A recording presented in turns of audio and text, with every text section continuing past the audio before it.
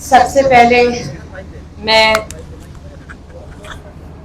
تحریک تحفظ آئین پاکستان کے سربراہ مشرد محمود خان اشرفی صاحب کا تہہ دل سے شکریہ ادا کرنا چاہتی ہوں کہ یہ بہت ٹائملی آل پارٹیز کانفرنس بلائی گئی، ہمیں بھی دعوت دی گئی اپنا نقطہ ادھر بیان کرنے کے لیے۔ میں مختصر بات کروں گی، ایک وکیل کی حیثیت سے میں بات کروں گی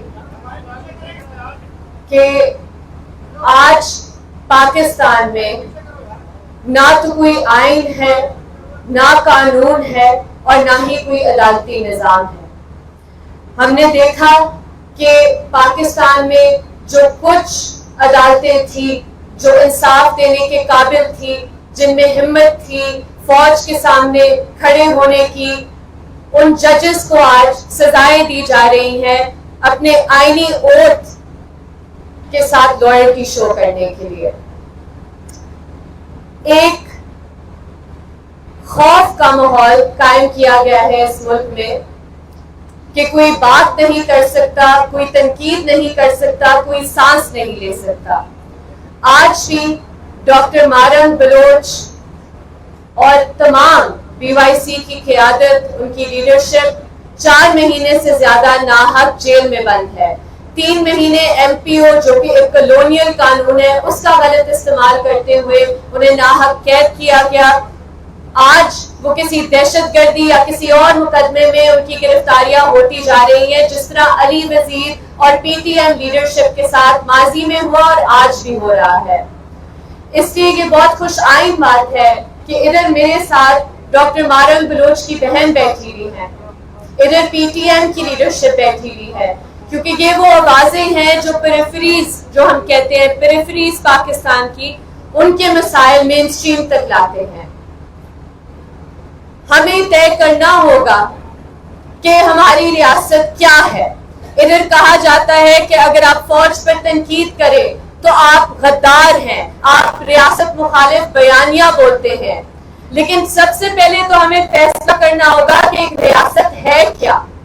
ریاست کیا ایک ڈپارٹمنٹ ہے جس نے اپنے آپ کو 70 سالوں سے ہم پر حاوی کیا ہوا ہے، مسلط کیا ہوا ہے، جو بلوچ اور پشتون وسائل پر قابض ہے، جو ٹارگٹ کلنگ میں ملوث ہے، جبری گمشدگیوں میں ملوث ہے، مارو پھینکو پالیسی میں ملوث ہے؟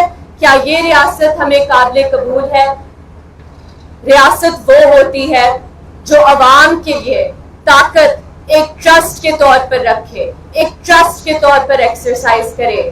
اس لیے بہت ضروری ہے کہ جب ہم آئین کے تحفظ کی بات کرتے ہیں تو سب سے پہلے ہم آئین کی بحالی کی بات کریں، جمہوریت کی بحالی کی بات کریں، کیونکہ آج جو پاکستان میں صورتحال ہے کوئی بھی شخص محفوظ نہیں۔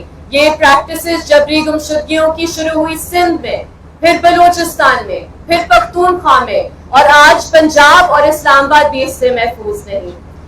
کچھ ریڈ لائنز ہیں جو تمام سٹیک ہولڈرز کو ڈیفائن کرنی ہوں گی۔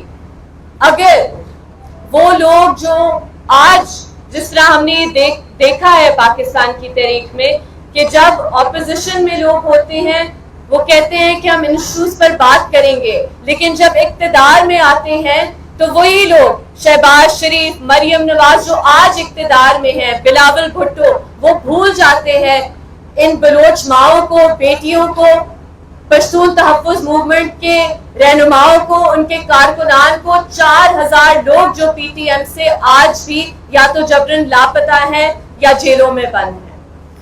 میں اپنی بات کا اختتام اس ریکویسٹ سے کروں گی کہ بہت دیر ہم نے یہ کوشش کی کہ ہم اپنے اپنے سائلوز میں مزاحمت کریں، ہم سب کو مل کر